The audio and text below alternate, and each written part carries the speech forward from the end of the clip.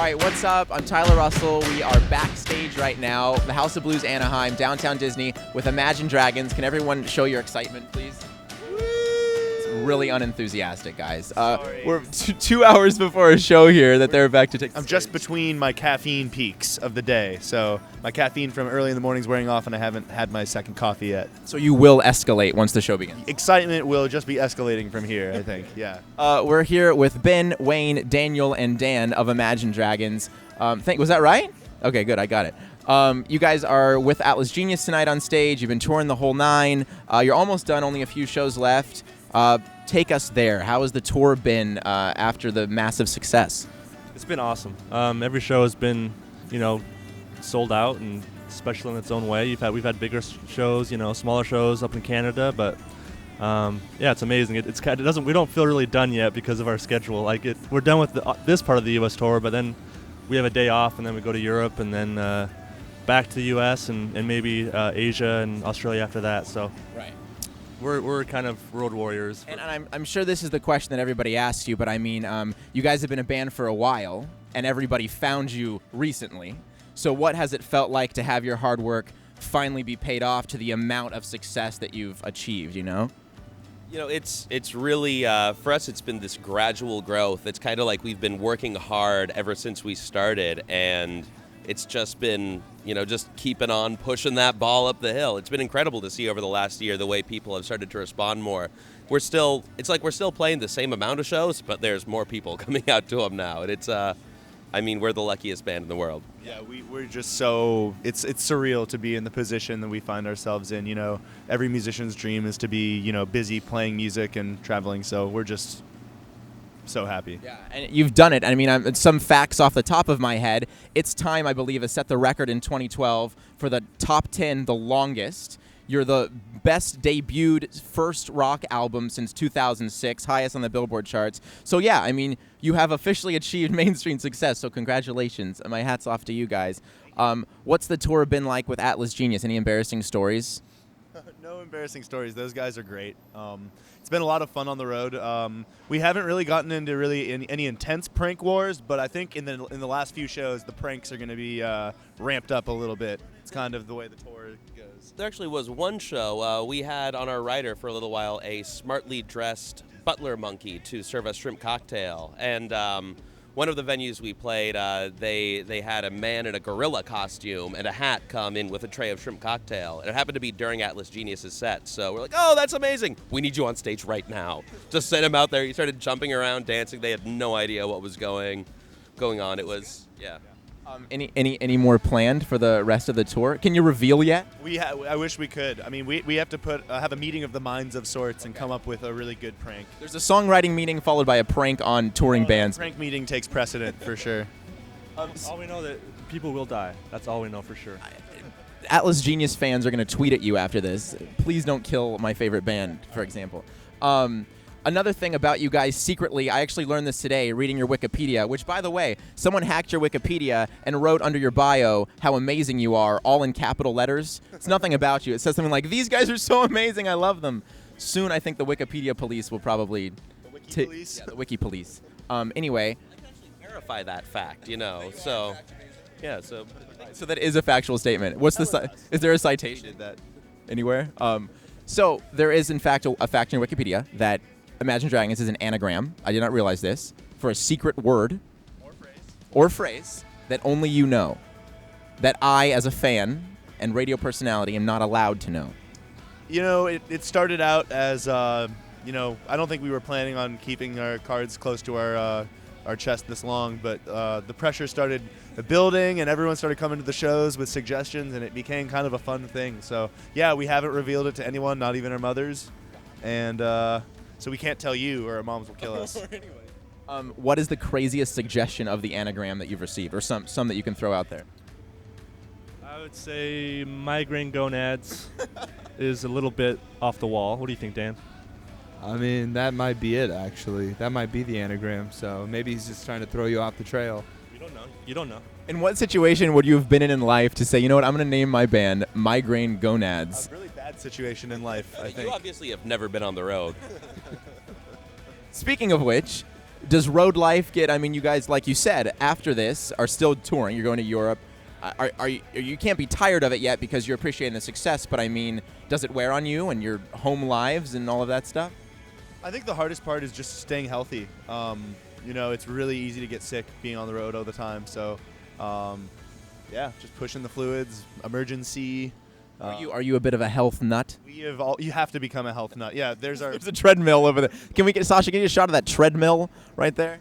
Yeah, we just try to stay as healthy as possible. It's hard being on the road, being away from our families and close friends, but we're living the dream, man. It's great. What else is in your tour bus that we'd be surprised by, like an elliptical machine? I think that's probably the biggest. We have a lot of, echinacea. We have kombuchas and all sorts of weird hippie healthy things. Yeah, kefir and cholesterol and pretty much anything that a hippie witch doctor tells you will make you claustrum. I'm recalling now that you're all from San Francisco for the most part, so that this probably explains everything. You're in Orange County, where people also I suppose drink kombucha, but probably not as much as you hippies. The kombucha. Not all of us do, just to make that straight. Some of us are from Las Vegas and we eat pizza and hamburgers. I think I read on your Twitter that you went to Disneyland today. Is that true? Some of us were lucky enough to go to Disney. Who went to Disneyland today? The spoiled ones. Are you not even going to tell me? Only Ben went to Disneyland. Would you go by yourself, dude? No, I have a wonderful lady friend that is here with me that chaperoned me to Disneyland. Yeah, I've only been about 30 times in the last couple of years, so I feel like I needed to get some more in. Do I sense a little bit of jealousy that Ben has been to Disneyland 100 times? You are sensing some extreme jealousy. Dan? I was just going to actually make a remark that he said my lady friend, because he's very careful to always be sure to let everybody know he's single, so... Okay, so hang on. Ben is in fact seeing someone, but he doesn't want to put a label on it so as not to lose his mysterious allure on stage. No, well, let's ask him to define it. Ben, DTR.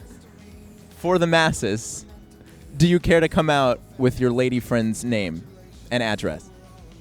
I have a terrible fear of commitment. She'll watch this, dude. Terrible fear of commitment. So for anybody watching this and going to the show tonight, you can in fact find Ben backstage. Will you be at the show? I have a terrible fear of commitment. Guys, you might lose Ben to the band soon. He can't stick around. It's bound to happen sooner or later. Pressure's mounting. We'll let him join one of those Disneyland bands that rides by on the bus and plays Beatle covers. Oh, yeah. He's the only one who will know whether that band is actually in Disneyland today, because the three of us haven't gotten to go. There's a really chill a cappella group that plays right on Main Street. I don't know if you saw them today. You guys could go do like an a cappella version of It's Time. They wear the striped suits and they'd wear exactly that. and they ride on the bicycles. I sense a new career for you, sir. Oh, good, because I was waiting for this one to take off. So I do want to talk about some of the hits. Radioactive now doing very well. Round and Round now doing very well. You released the EP, which is now the deluxe version of Night Visions. Are you finding that people are now knowing the words to pretty much everything you're singing along at the show? How does that feel? Yeah, the crowds have been great on this whole sold out tour. Every crowd has known every word, been jumping up and down, going crazy. It's everything we could ever wish for. It's just been unbelievable. Who does the breathe in Radioactive? Is it Dan? Where did the breathe come from? I don't know. I just, I always like to use different things for percussive elements, and so yeah, in that case, it kind of just came out and in the moment and was fitting, and so we kept it. I mean, I think I would say it's probably the most popular part of the song. Do people kind of really get into that when it happens toward the beginning? They do, and we have a cool. I don't want to give it away for those who haven't seen the show, but we have some production. Some lighting that does something pretty cool there. For those who hear this and then come to our show, look for it. It's a pretty cool moment. All right. Indeed, watch for the breathe of Radioactive. So you're saying that you do play Radioactive during the set?